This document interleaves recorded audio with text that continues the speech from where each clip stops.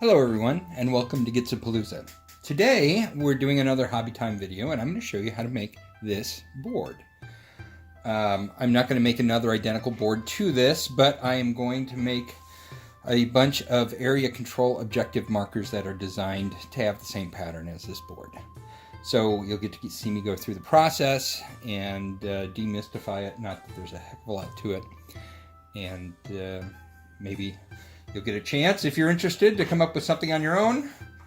I just thought I'd put a few buildings on here so you can see what it looks like when it's populated with stuff. So it has a nice look. I like the fact that it's varied. It's got good texture. It's three-dimensional. Even though it's kind of a flat three-dimensional, it is three-dimensional, and I think that translates better into the figures than like a mat does, though I like the mats for their convenience. I've got a just a 2x2 kind of grass mat that was made for model railroading that I tote around with me in the box when I don't feel like carrying one of the big tables along, and it is very convenient. However, I like the look of the three-dimensional table much better, so I'm going to make a couple of objective markers to go with it. So I'll show you those quick. Let me get these off of here. All right. So this is what I have. So I'm going to do 3 4-inch diameter circles for the various objective missions that require those. And then I'm also going to do the 2 8-inch diameter markers for the one tournament mission that takes those.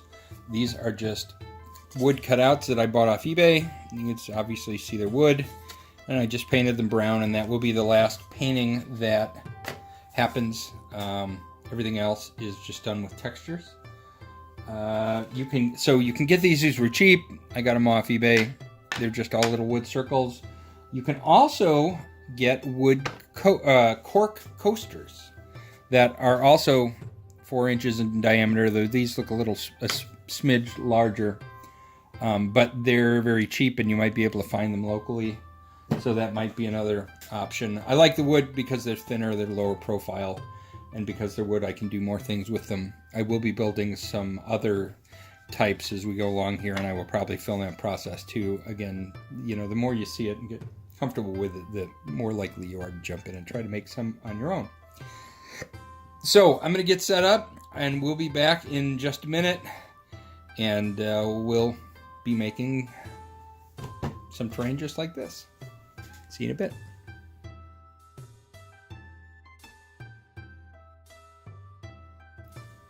We're back.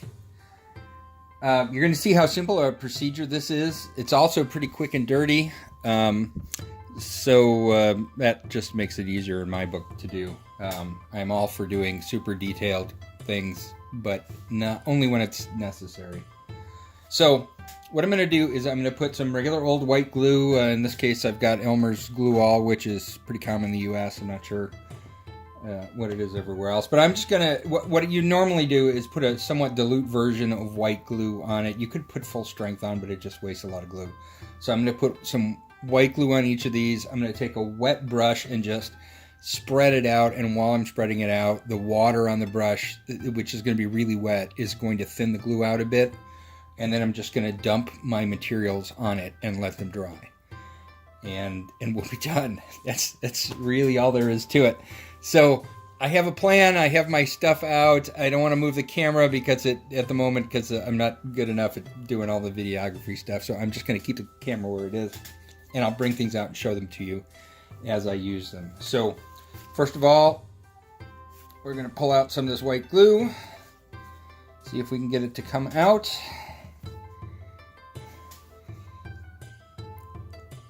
All right. So I am going to put a fair amount of glue on. I did not in any way prep these discs other than put paint on them. There's no primer or anything like that on them. They're just painted. right onto the wood. I did not, while I used enough paint to cover the boards, I didn't load it up. My phrase that I came up with is you paint the brush dry. Because if you put too much liquid on these discs, they'll warp as they dry because you're only painting one side of them.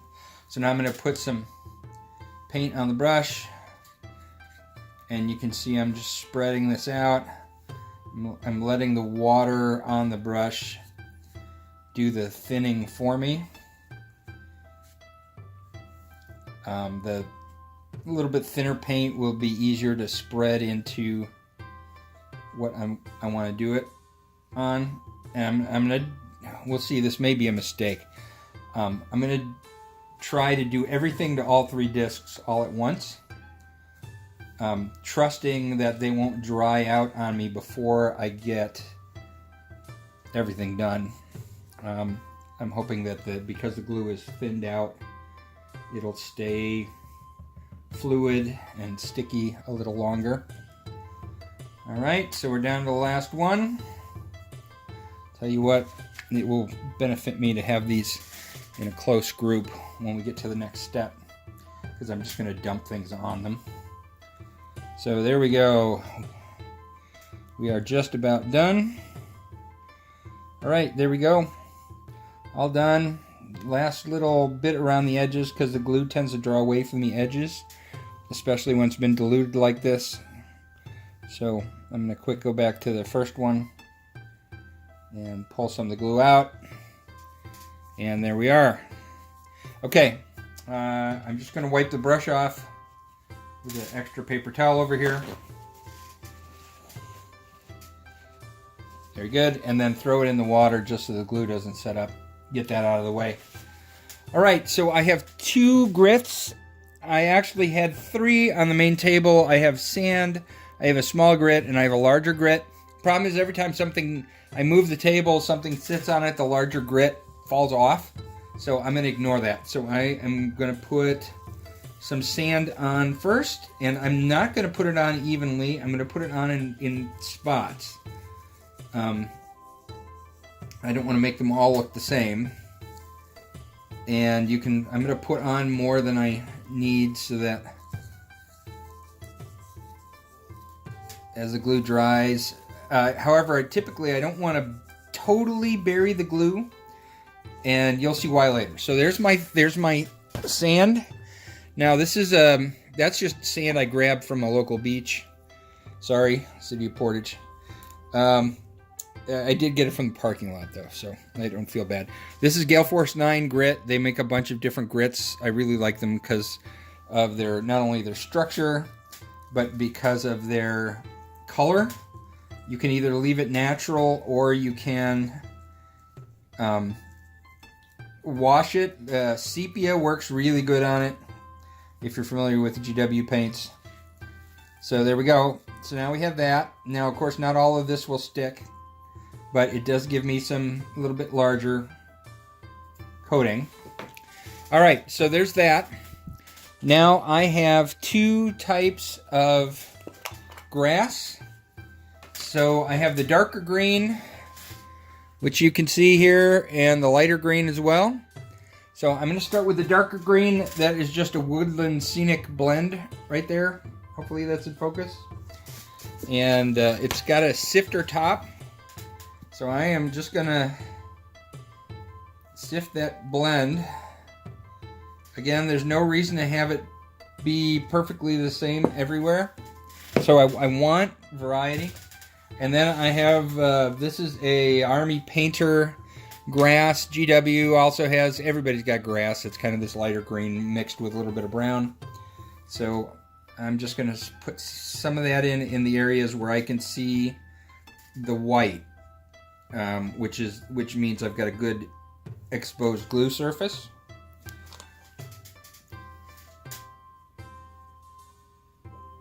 If I can actually get it to come out of my hands. There we go. And it can come out in clumps. It doesn't have to come out evenly. Actually, it looks better, frankly, if it comes out a little uneven. All right, now, Insider secret. If you haven't worked with grass before, this is one of those stupid things that I just figured out. I don't think I read it anywhere, but I'm sure I'm not the only one to figure it out. The static grass looks better and looks a little more statically if you actually press it down a little bit. Now, when I'm working on a model, a proper model, I'll take tweezers and I'll put a pile of static grass in a spot. Here, I'll do it for you. So if this is the base of a model, I'll put like a pile of static grass in one part, and then I'll use the tweezers or something to push it down, like so. And then you don't have to leave it for very long, and then when it dries, I just tap it off onto a paper towel or onto something so I can save that static grass. But then you get a nice puffy clump that sticks up. So anyway, that's it. That's all there is to it. I'm just looking, there may be, let's see, like I'm adding a little bit of gravel over here. Having a little bit of the glue will dry for the most part clear. So in the areas where you have the glue and you don't have much else, you're gonna get the brown. Can you see that? No, that's kind of off camera. But down in here, nope, can't see that either. There we are. You get some brown back in here. Those are just areas where there wasn't anything. So these are pretty much done. I mean, that's all there is to it. These are going to be a good companion for this table. They're going to give me my 3 zone of control markers, and I don't have to worry about doing anything special, making them look like anything. I just made them look like the table. And you just sat through it with me. It took, maybe 5 minutes? Probably not that much. Not including the painting took a couple of minutes, and then I just let them sit for a couple hours to dry, and then they're ready to go. So that's all there is to it. So just imagine that expanded into a 2x2 area, and you've got your table, and it's a piece of cake. What I might do is come in later with a really dilute glue, like maybe 50% glue, 50% water in an eyedropper, and go through and then eyedrop. Let's see, I think I've got a garbage eyedropper here somewhere. Or did I get rid of it? Here it is. I was when I was doing the stains the other day on the buildings, I was using this one. So you just fill this up with a dilute glue solution, and then you go drip, drip, drip, drip, drip, drip, drip, drip, and the dilute glue will spread across whatever surface you put it on, and you just leave it sit, and it will slowly dry, and it will give that extra little bit of adhesion to whatever you're painting on. That's a model railroad trick. So anyway, that's all there is to it. I'll stop the camera for now. I'll let those dry for, a half hour should probably do it. And then I'll knock off all the excess and we'll put them on the table and we'll see how they look. We'll see you in a while.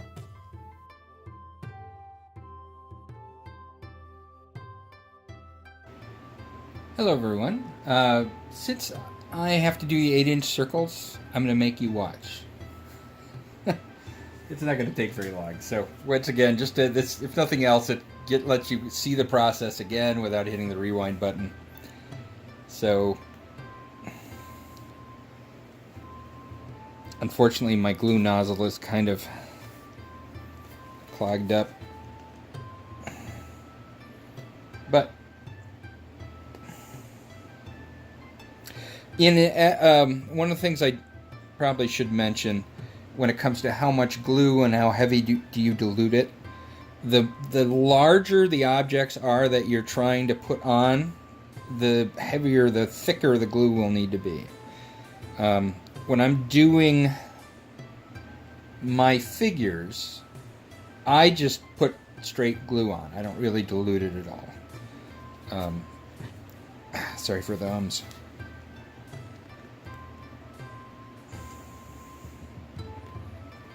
Okay, I think that one's dead. Where's the dead pile? There's the dead pile. And we have this one. Both of these glue bottles are on their last little bit. I suppose I could just take the caps off and pour the glue out. That might be the easiest thing to do. There we go. Oh, look at that. Tons of glue. Probably too much, but put a little there.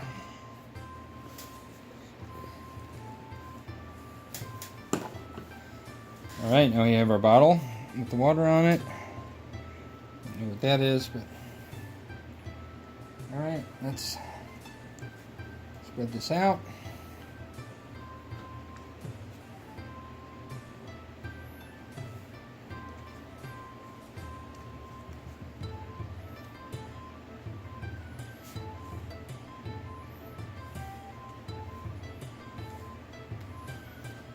Obviously, you don't want to use a good brush when you're handling glue, though you can, you know, if you're careful when you wash them, it doesn't do them a whole lot of harm, but I would certainly not make this a task for any of my Winsor & Newtons or a good quality brush. Just either find an old beat up one like this or buy a cheapo. Alright, now we're doing this one over here.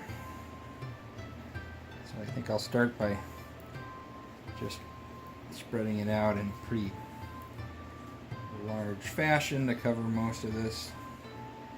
And then I'll worry about doing the details once the glue is out and around.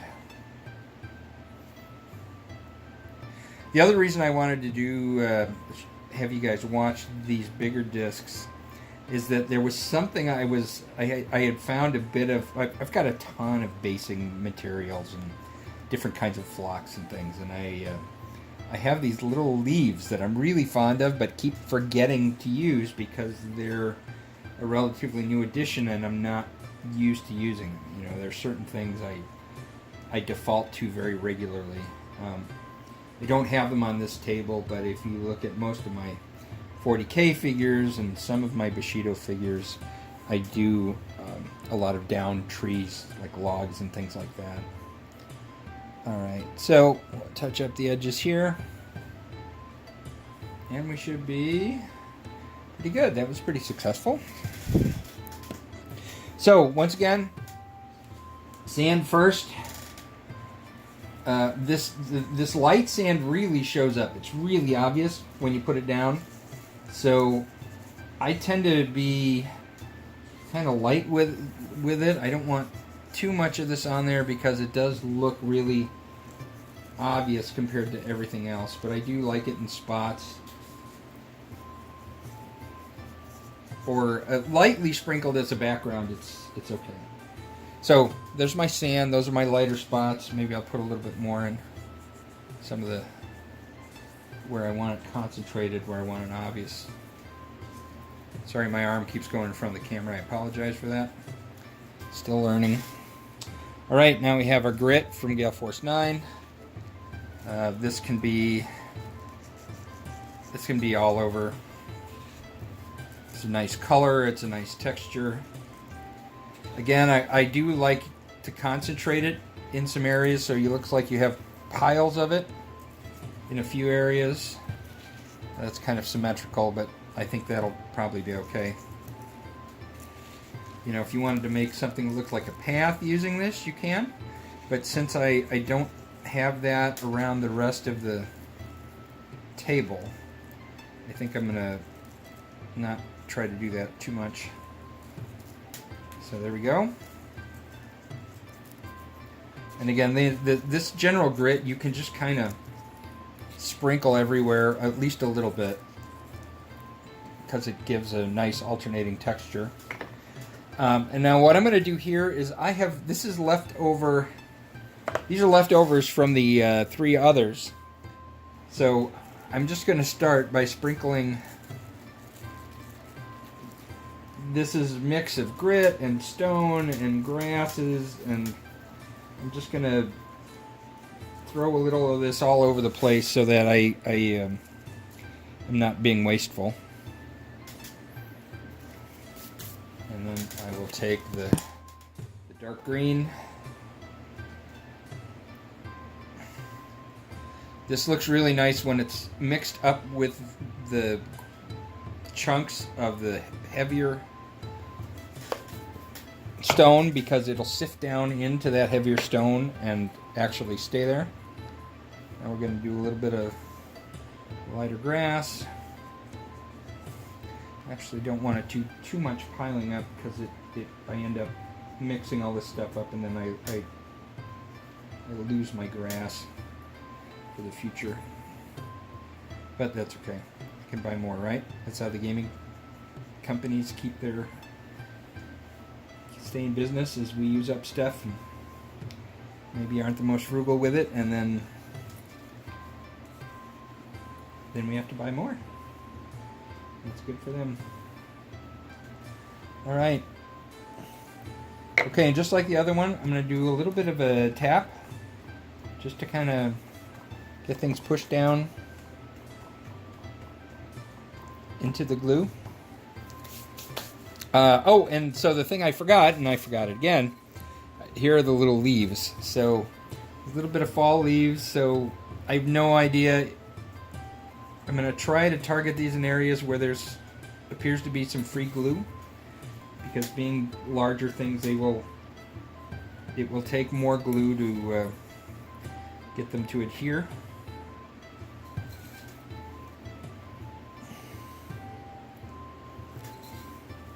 But I really like to look at them. These are apparently some kind of seed. So, but they just happen to look like maple leaves. All right, so there we go.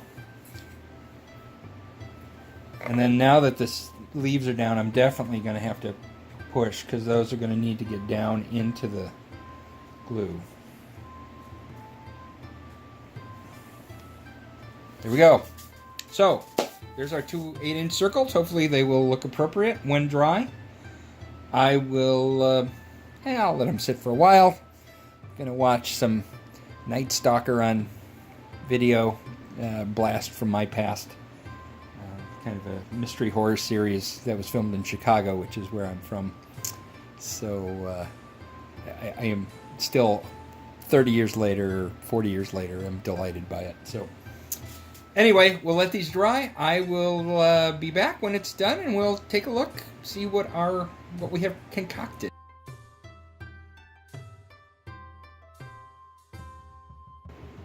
Okay, I think things have had a chance to dry enough that we can take a look at them. They're not completely dry. You'll still see some kind of whitish areas. Those will go away and either become the color of the background, which will look more like this, or if they're over sand, it's going to look whitish anyway. So we'll see. But let's see how things turned out. So with minimal effort, I have one thing here, and give or take, this is about what they're going to look like when they're on the table. So that's not too bad. A little bit more sand, I think, than is on the rest of the table, but by and large, they'll work pretty good. Hi, Spook. If the sand really bothers me with its lightness, I will probably just take some Seraphim Sepia or some other light brown wash and give them a little bit of a wash just to darken the sand patches up a little bit so they match the table a little better. So those are all good to go with almost no effort. I always like that. And then all I did for these was, the other thing I think is that my green grass, the really bright green, is actually a different lot of grass than I used for the board. So it looks a little brighter.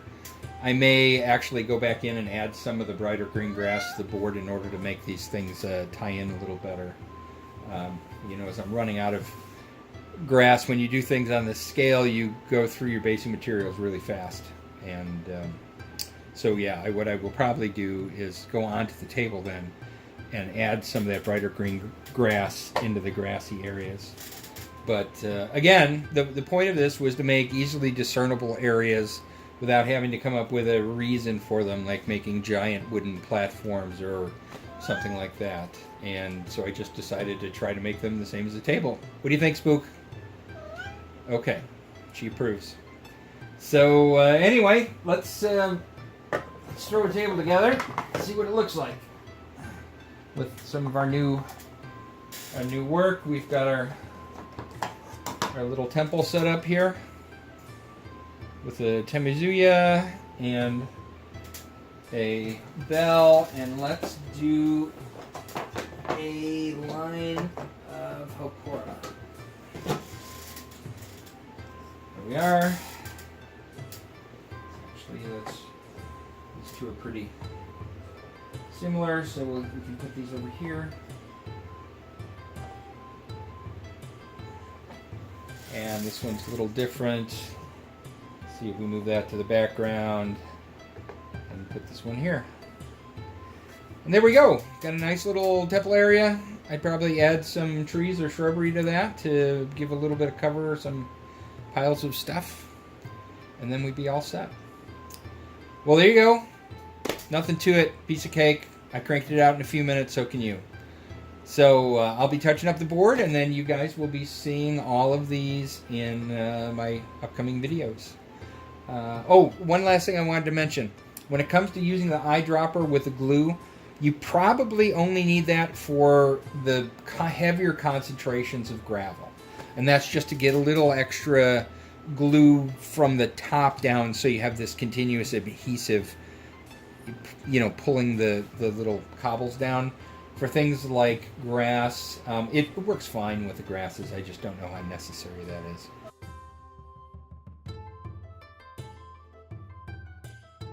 Just dawned on me. I'm gonna do this grass, this extra grass right now to touch it up, so I can show you how to use it.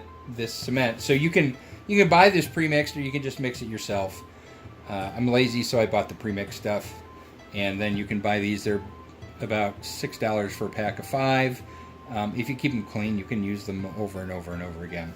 So you don't want, for the most part, once you have material down on your board, if you come in and put undiluted glue over the top of it and then attach things to it, that seam between the undiluted stuff, or between the base and the new glue, is going to look really artificial. I don't know exactly how to describe it to you, but in my experience, putting just raw glue, white glue, over the top of something that has already been based does not end up looking very good. So what I decided to do for this is I'm actually going to put down some of the dilute stuff and then just put some of the green grass over the tops of it. This way I also get to add a little bit of my leaves too, because I can use my mix that was left over from shaking off the big rounds. So this is pretty easy. You just get the glue in there. And I'm not going to do this all at once, so I'll start back here. So, and then as you put things on this and kind of smash it around, it'll absorb in. So I'm just going to hit a few places here on the back of the table. Yeah, we'll just start with that. And then I am going to just use my finger to spread that out a little bit so it's not in these big artificial humps. I don't want to spread it out too thin because I want it to have some grab. And then here I have my what I knocked off. So I'm just going to put that there. I'm going to throw in the last of my bright yellow stuff. Mix it up a little bit. And then I'm just going to kind of sprinkle it on. And then pat it down.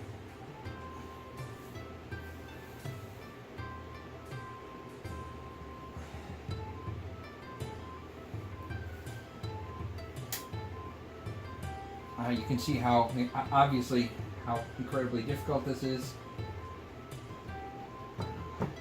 Thank God I'm a rocket scientist, or I'd never be able to figure this out. Alright, so now I'll put some more glue. Now I'm actually going to kind of concentrate on the areas that I think are more likely to be exposed because I'm running out of stuff. So I'm going to do the outside edges first. So get some more glue. Put some here. Put some in through here. Put some over in the corner. A little bit too much bare wood over here, so we're going to throw some over there.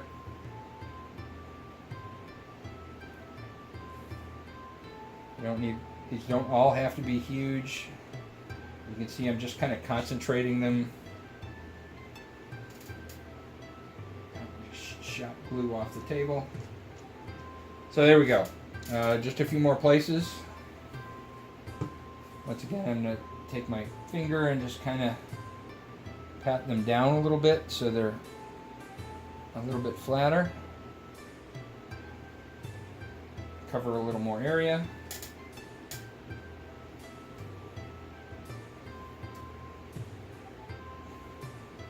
In some cases, especially around the edges, that's just where picking up, moving, you do rub this stuff off. It just sort of happens. So I wouldn't worry about it. You can just add glue and touch it up like I'm doing right now. Alright, so I'm going to start over here on the edges where things are kind of bare.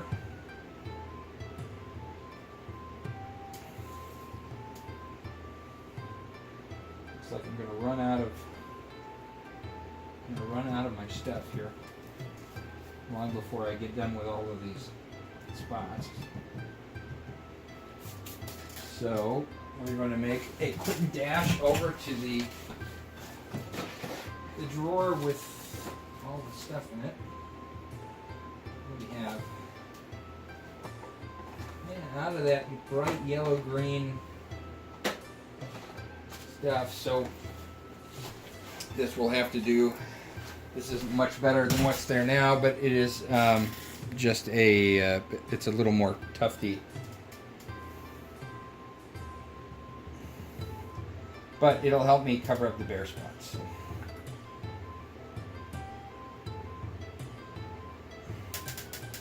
I can add some leaves.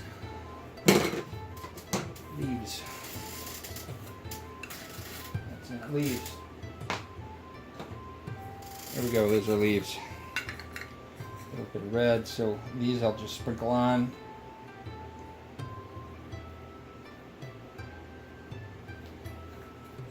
I want those in the glue first because they need more glue to adhere, and then I'll put this other green stuff over the top. So not quite ideal because I ran out of the bright green, but I think this will help pull things together a little more. So. And again, just a quick pat. All right, we're good. Maybe you can put a little bit of this in some of the other spaces I did. There we go. All right. And that, my friends, is all there is to it. So I'll let that sit. And yeah, probably overnight. I mean, it doesn't need that much drying time, but let's see. If we put these here, of course this isn't that much brighter, but we do have some nice bright green in some other areas. I can always go get more bright green grass and add it until I'm satisfied with the mix. So there we go. That is that. Thank you, everyone. We'll see you later.